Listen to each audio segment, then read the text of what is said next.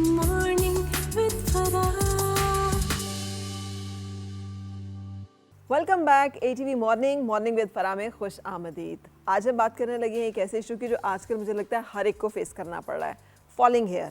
कि बाल क्यों गिर रहे हैं, कैसे बचाए जा सकते हैं, क्या रेमेडीज़ हो सकती हैं, और जानने के लिए हमने यहाँ पे दावत दी है dermatologist and aesthetic expert doctor Afsheen Bilal को। अस्सलाम वालेकुम। वालेकुम कैसी हैं अस्सलाम। आप? जी अल्हम्दुलिल्लाह मैं ठीक हूँ। Thank you very much for joining. मुझे बताइए क्यों इतनी बालों के गिरने का मौसम आ जाता है और गिरते ही चले जाते हैं और हमें समझ नहीं आती कि क्या करना चाहिए। जी बिल्कुल, बाल समर्स में लोगों के ज़्यादा गिरते हैं, जिनमें टेंडेंसी होती है उनके बाल ज़्यादा गिरते हैं, और इसमें मल्टीपल फैक्टर्स होती हैं जिनको हमें रूल आउट करना चाहिए। ठीक है। वैसे मैं आपको बताऊँ कि when I was a student तो देयर वाज अ स्टडी कि जून जुलाई में, मतलब अमेरिकन एकेडमी ऑफ डर्मेटोलॉजी का आर्टिकल है ये, कि जून जुलाई में लोगों के ख़ासतौर पे ख़वातीन के बाल दुनिया भर में ज़्यादा गिरते हैं। And when they did a close study, they couldn't find a good reason for that. But they said कि ये एक idiopathic hair fall है जो जून जुलाई में आता है। But over a period of time जो मैंने एक्सपीरियंस किया और मैंने अपनी जब प्रैक्टिस स्टार्ट की, एंड आई फाउंड कि जब ह्यूमिड कंडीशंस होती हैं तो बाल वेट हो जाता है, अंदर से वेट होता है, हेयर फॉलिकल वेट होता है। जब वेट होता है तो सर में एक ग्लैंड्स होते हैं जिनको हम सेबरल ग्लैंड्स कहते हैं, वो भी अपनी सिक्रीशन ज़्यादा देते हैं, जिसको आप खुश्की कहती हैं ना, कि खुश्की हो जाती है। वो बेसिकली गर्मियों में भी आप अपने अगर स्कैल्प को स्क्रैच करें तो आपके नाखूनों में एक डर्टी सा मटेरियल फंस जाएगा, और जो स्टिकी सा होता है बेसिकली वो सेब्रिक सिक्रीशंस होती हैं। जब नमी ज़्यादा आती है तो जो सेब्रिक ग्लैंड्स हैं वो अपनी सिक्रीशन ज़्यादा देते हैं, और उसको एक फंगस जो है वो उसकी खुराक है। एक ख़ास किस्म का फंगस होता है जो एनवायरनमेंट में होता है, और वो उसकी खुशबू उसी को आती है और वो ग्रो कर जाता है। जब वो ग्रो करता है वो हेयर फॉलिकल्स को वीक करता है। तो मेरा अपना ये ख्याल है, और कॉन्सेंसस भी है इंटरनेशनल, कि दिस इज़ अ रीज़न कि ह्यूमिड एनवायरनमेंट्स में बालों की जो वीकनिंग हो रही होती है हेयर फॉलिकल की, वो उस फंगस, उस खुश्की की वजह से हो रही होती है। सही। तो अगर हम किसी तरह से अपने बालों को ड्राई रख लें, सबसे पहले तो लाइक हम उसको वॉश करें हैं, उसको हम ड्राई रख लें, तो हम हेयर ड्रायर्स का यूज़ कर लें कि वो अंदर से जो हैं वो खुश्क रहें।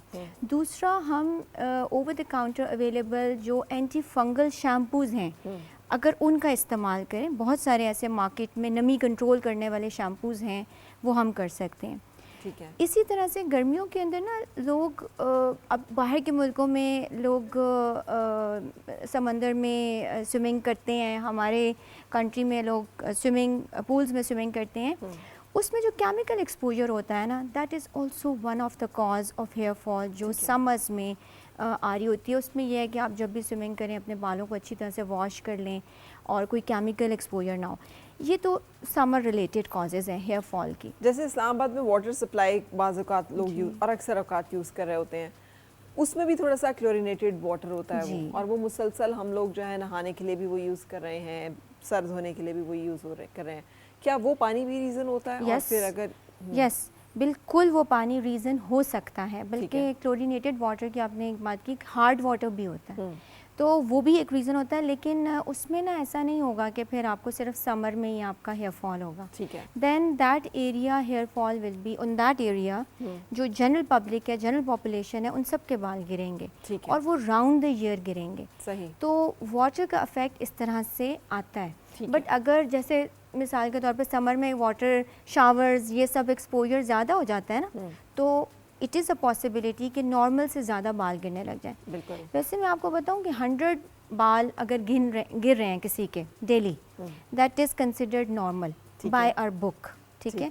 100 से ऊपर अगर किसी के गिर रहे हैं तो फिर वो एक पैथोलॉजिकल है। हम बिल्कुल उसको समर के साथ एसोसिएट कर सकते हैं, ह्यूमिड एनवायरनमेंट के साथ एसोसिएट कर सकते हैं, but there are certain other causes also. ठीक है। हेयर फॉल की जो है वो कोई क्या कॉजेज़ हैं जिनके ऊपर असर होनी चाहिए? बिल्कुल, देखिए पाकिस्तान में क्या, दुनिया भर में जो बाल गिरने की सबसे बड़ी कॉज है वो आयरन डेफिशिएंसी है। आप देखें कि हमारे मुल्क में भी ख़वातीन आयरन और विटामिन डी डेफिशिएंट हैं। 100% ख़वातीन में ये डेफिशिएंसी आती है, ख़ासतौर पे विटामिन डी की। तो बाल गिरने की बड़ी वजह ये है, इसको रूल आउट करना। और फिर आपको पता है कि फ़ीमेल्स के अंदर आयरन लॉस के चांसेस ज़्यादा होते हैं। फिर हम लोग ज़ीरो फिगर के चक्कर में डाइटिंग भी करते हैं, हम मील्स भी स्किप करते हैं, फिर दुनिया में कुछ लोग ऐसे हैं जो सिंपल वेजिटेरियन हैं, अगेन आप जब रेड मीट नहीं ले रहे हैं आप में आयरन डेफिशिएंसी हो जाएगी, and that is one of the biggest cause of hair fall, nails की आपकी डिजीज़ेस और आपके फेस पे जो पिगमेंटेशन आती है। सिंपल, अब आप मेरे पेशेंट्स आते हैं, I give them only iron, तो उससे उनकी सब बहुत सारी चीज़ें बेटर हो जाती हैं, आपका मूड बेटर हो जाता है, आपकी स्किन की हेल्थ, पिगमेंटेशन बेटर हो जाती है, आपकी नींद बेहतर हो जाती है, जी, आपकी बॉडी में दर्द रहता है, थकावट रहती है, सुस्ती रहती है, सब चीज़ें जी can be sign of iron deficiency. और छोटी बच्चियों में ये प्रॉब्लम बहुत आता है। अब छोटी बच्चियाँ आती हैं आजकल एस्थेटिक्स और इसका इतना ज़्यादा, क्योंकि सोशल मीडिया के ऊपर दिखाया जाता है और सारा कुछ, तो बच्चियों की मदर्स आती हैं कि जी हमें बड़ा कंसर्न है कि बाल गिर, I just give them iron, iron vitamin D दें, बच्चियों के बाल फ़ौरन ठीक हो जाते हैं। और आयरन डेफिशिएंसी, न्यूट्रिशनल डेफिशिएंसीज़ के अलावा जो बड़ी कॉज है वो हार्मोनल है। तो हमें सर्टन सेट्स ऑफ इन्वेस्टिगेशन होती हैं। क्या होनी चाहिए इन्वेस्टिगेशंस? पहले तो हम बात कर लेते हैं लड़कियों की, कि जिनको अगर ये प्रॉब्लम आ रहा है कि जो रूल आउट करने के लिए कि कोई इशू तो नहीं है ऐसा अंडरलाइंग, और फिर हम लड़कों की बात करेंगे, क्योंकि बाल गिरना जो है वो मर्दाना एक बहुत बड़े मसले के तौर पर दुनिया में देखा जाता है। जी बिल्कुल। लड़कियों में भी दो एज ग्रुप्स आते हैं ना, एक आपका 30 से पहले और एक 30 प्लस है। 30 से पहले वाला जो एज ग्रुप है उसमें जो हम अगर हेयर फॉल किसी का क्रॉनिक हो रहा है, मिसाल के तौर पे लाइक 3 मंथ से ज़्यादा का हेयर फॉल हो रहा है और आपके क्राउन पे से या आपके सर में डिफ्यू, आपकी पोनी की थिकनेस कम हो गई है, चुटिया की थिकनेस कम हो गई है, तो yes this is a sign कि हमें इसको पहले इन्वेस्टिगेट करना चाहिए। Before we jump on to the treatment it is necessary कि हम कुछ इन्वेस्टिगेशंस करवाएं। उसमें हम आयरन लेवल्स चेक करते हैं, vitamin D, B12 levels check करते हैं, हम थायराइड प्रोफाइल कराते हैं। ठीक है। थायराइड की बीमारियां मतलब ऐसी हैं जिनका लिंक है विद द हेयर फॉल। इसके अलावा हम, आपको पता है कि आजकल पीकॉस भी बहुत ज़्यादा है, पॉलीसिस्टिक ओवेरियन सिंड्रोम जो है वो भी बहुत ज़्यादा आ रहा है, बिकॉज हमारे लाइफस्टाइल्स इस तरह के हो गए हैं कि इनवेरेबली 90% लड़कियों में ये प्रॉब्लम है। तो उनके फेस पे बाल आ जाते हैं, सर के बाल कम हो जाते हैं और वज़न भी बढ़ जाता है। तो we have to investigate that. उसको हम फिर इन्वेस्टिगेट जैसे करेंगे हम उसी तरह से उसको मैनेज कर लेंगे। जो लेडीज़ 30 से ऊपर हैं, there are certain other diseases, वो हमारे इस प्रोग्राम के स्कोप से बियॉन्ड है, क्योंकि उसमें हम फिर ऑटो इम्यून डिजीज़ेज़ भी देखते हैं, तो उनको भी हम इन्वेस्टिगेट कर लेते हैं कि कहीं वो तो कॉजेज़ नहीं है, फिर हम उसको अकॉर्डिंगली मैनेज करते हैं। समटाइम्स ऐसा होता है कि हमें कोई भी कॉज नहीं मिलती है, इन्वेस्टिगेशंस आर ऑल नॉर्मल, फिर हम थोड़ी सी हिस्ट्री भी लेते हैं कि आपकी मदर के बाल कैसे हैं। जैसे आपने देखा होगा अरब औरतों के बाल बहुत थिक और बड़े घने होते हैं।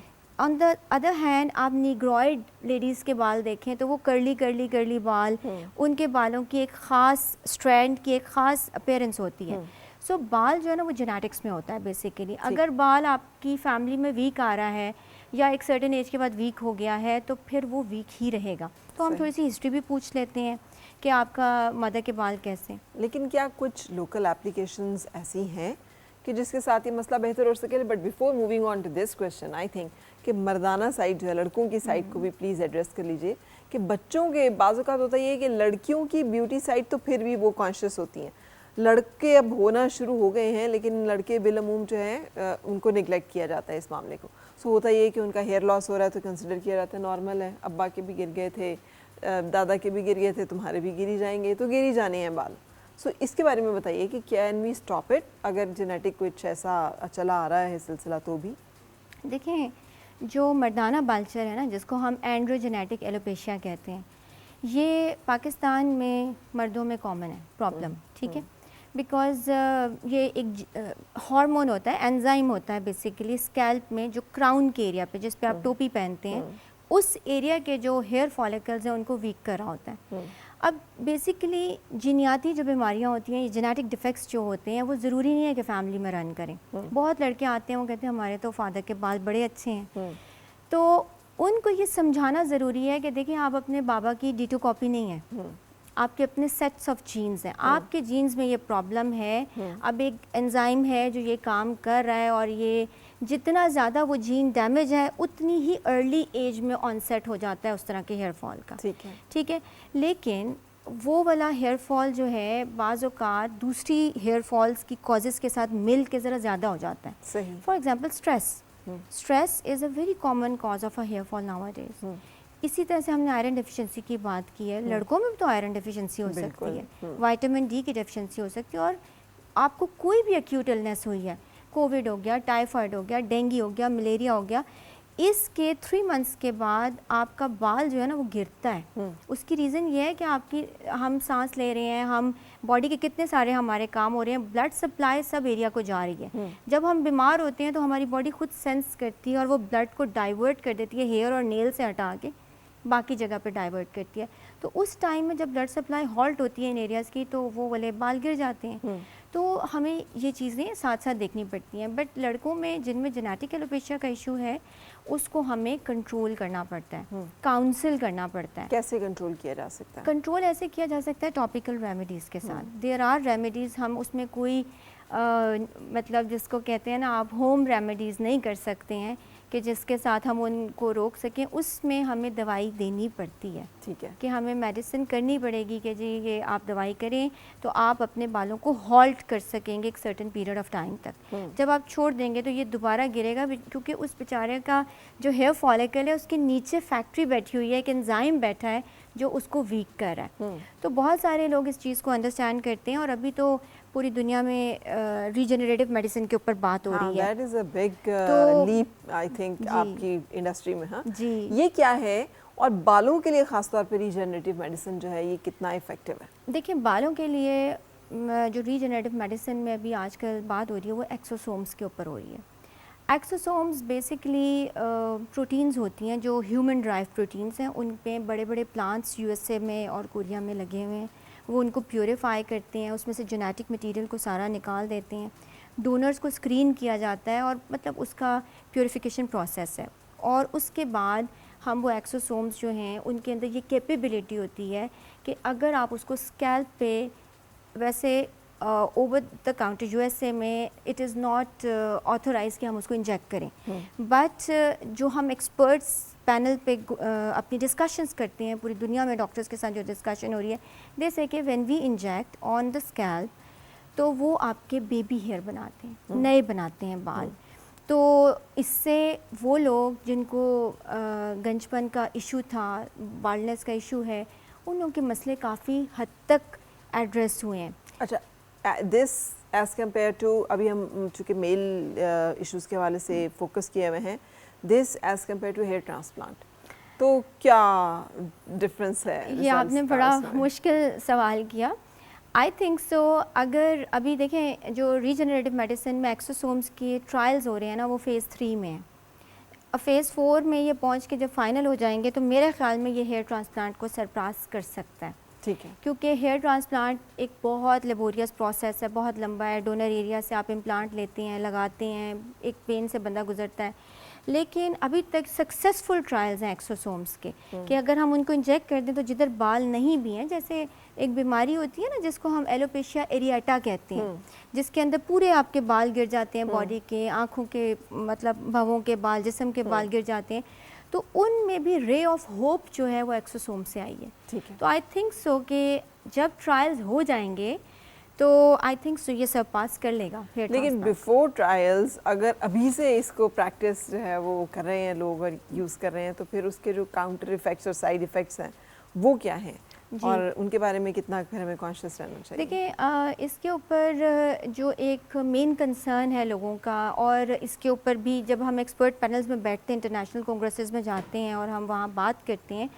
तो इसके अंदर जो मेन उनका होता है ना, वो ये होता है कि आप ह्यूमन सोर्स से इसको ले रहे हैं, तो कहीं ये कोई जेनेटिक डिजीज़ या इस तरह की डिजीज़ को आगे ट्रांसफ़र ना कर दे। लेकिन we have seen that screening, उनका जो प्रोसीजर है जहाँ पे ये बनती हैं, और उसमें बहुत सारे वायरसेस और बहुत सारी बीमारियों की स्क्रीनिंग सब कुछ की जाती है, और फिर डोनर को सिलेक्ट किया जाता है, और जेनेटिक मटेरियल पूरा का पूरा उस एक्सोसोम से निकाल दिया जाता है। तो आई थिंक सो, मैं कन्विंस्ड हूँ एज अ क्लिनिशियन कि इसके कोई साइड इफ़ेक्ट्स नहीं, और अभी तक जितने लोगों ने लगाए हैं, मतलब I am one of the patient myself. Okay, I have injected exosomes to my face, and I have also injected exosomes to my family members, Right. and I have seen results.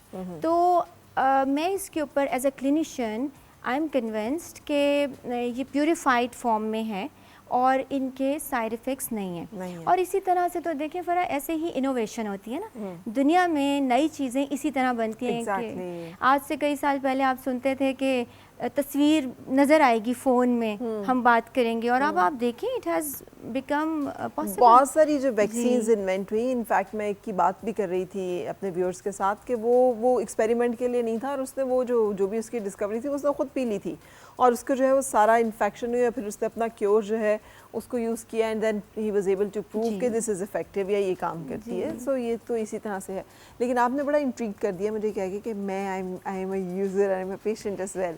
तो exosomes face पे कैसे use हो सकते हैं और क्या क्या काम कर सकते हैं? जी देखिए, आज से पहले कुछ अर्सा पहले तक हम फेस लिफ्ट्स कर रहे थे यूजिंग फिलर्स और थ्रेड्स, और थ्रेड्स तो अभी भी मतलब लाइक मेरा अगर आप treatment of choice face lift का पूछें तो मैं थ्रेड्स को एनर्जी बेस्ड डिवाइसेस के साथ मिला के यूज़ करती हूँ। फिलर्स का जहाँ तक ताल्लुक़ है, जहाँ तो गैप है, ज़रूरत है, we fill that area. But जो लोग बहुत ज़्यादा फिलर लगा लेते हैं, अभी again it's being a debate all over the world कि बहुत फिलर देने से कुछ अरसे के बाद फिलर माइग्रेट करता है और लोगों के फेसेस पिलो फेसेस बन जाते हैं। मतलब जैसे I do a clinic in somewhere abroad also, तो देयर इज़ माई स्टाफ, वो ये कहती हैं कि ma'am there is a copy paste, मतलब यहाँ जो आता है उसका कॉपी पेस्ट बन जाता है, एक जैसा सबके फेसेस हो गए। सो रीजनरेटिव मेडिसिन जो है, इसलिए उसकी अभी आप समझें कि उसकी बहुत ज़्यादा डिमांड आ रही है, ठीक है, कि आपके जो नेचुरल फीचर्स हैं उनको रिटेन किया जाए। हाँ, जो तो गैप बन गया है, जैसे अंडर आई हॉलोज बन गए हैं या कहीं पर कोई गैप आ गया है जिस जगह को हमें थोड़ा सा फिलर की ज़रूरत है, yes we should. Otherwise fillers में भी अभी रीजनरेटिव कोलेजन स्टिमुलेटिंग फिलर्स का ज़माना आ गया कि आपकी फेशियल फीचर्स चेंज ना हो, नेचुरल रहें। तो एक्सोसोम्स के अंदर ये एबिलिटी है, जैसे हमने बताया कि उसको जिस एरिया में आप इंजेक्ट करेंगे वो उसका जो प्राइमरी सेल का फंक्शन है वो टेक ओवर कर लेगा। फॉर एग्जांपल, अगर हम एक्सोसोम को सबक्यूटेनियस स्पेस में फेस पे इंजेक्ट करते हैं, वो कोलेजन बनाने लग जाएगा। अगर हम उसको सुपरफिशियली डालते हैं तो वो आपके पोर्स को टाइट करेगा, आपके रिंकल्स को एड्रेस करेगा, आपकी मिलाजमा जो पिगमेंटेशन है उसको एड्रेस करेगा। हमारा हाइपोथेसिस है, यानी कि हम इस पे काम करें, because I am a clinician.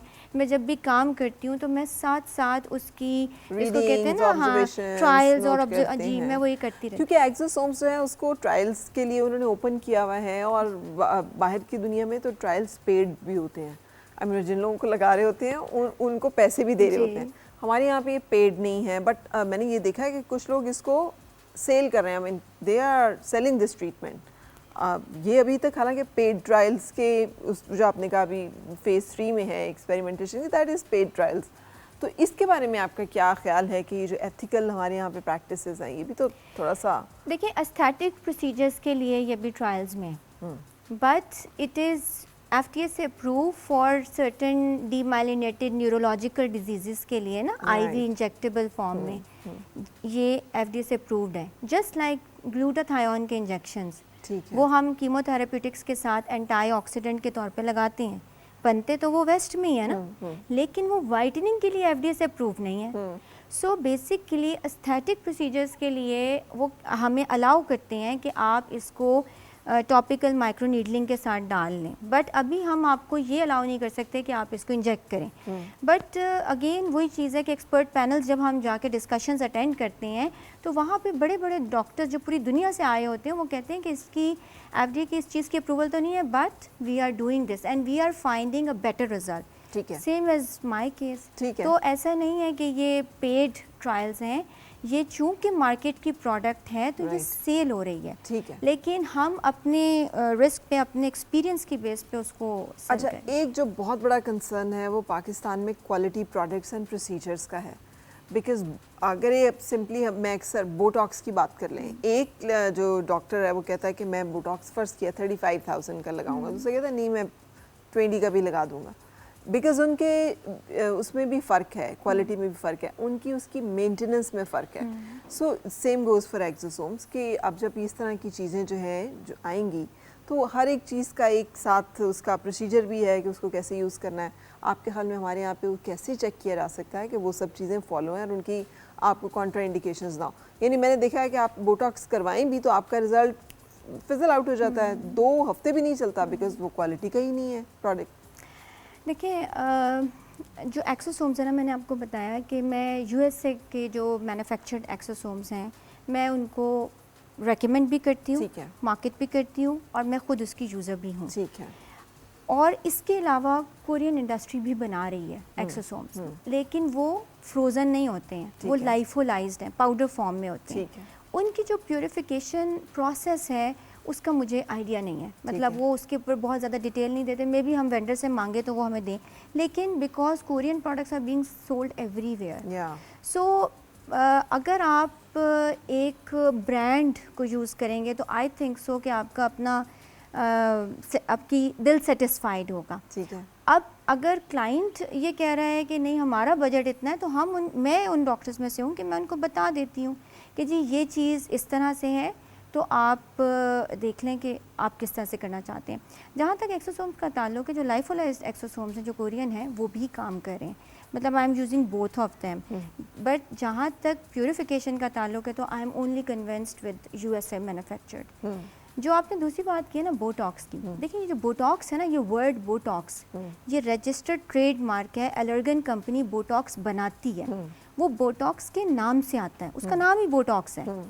अब वो जो आप 35,000, 25,000, 15,000 की प्रोडक्ट बता रही हैं ना, उसमें बॉटुलिनम टॉक्सिन तो है लेकिन वो बोटॉक्स नहीं है. ठीक है. वो कुछ भी हो सकता है, वो किसी भी नाम से हो सकता है, लेकिन वो यूएस एफडीए से अप्रूव तो नहीं है ना लाइंस की ट्रीटमेंट के लिए. जो यूएस एफडीए से अप्रूव्ड है लाइंस की ट्रीटमेंट के लिए वो सिर्फ एलर्गन मैन्युफैक्चर्ड बोटॉक्स है या डिस्पॉट के नाम से आता है, गाल्डर्मा का बनता है वो. बाकी अब आपको पता है कि एस्थेटिक की मार्केट इतनी बड़ी हो गई है कि एवरीथिंग इज बीइंग सोल्ड, उसका बायर भी है. तो ये हमें कंटिन्यू करना है और इसमें बहुत सारी इन्फॉर्मेशन है. मैं ज़रूर ये चाहती हूँ कि आप सब लोग जो कि देखते हैं, सोशल मीडिया देखते हैं या टेलीविज़न देखते हैं और आप समझते हैं कि बड़ा आराम से सब चीज़ें जो हैं वो अचीव हो जाती हैं.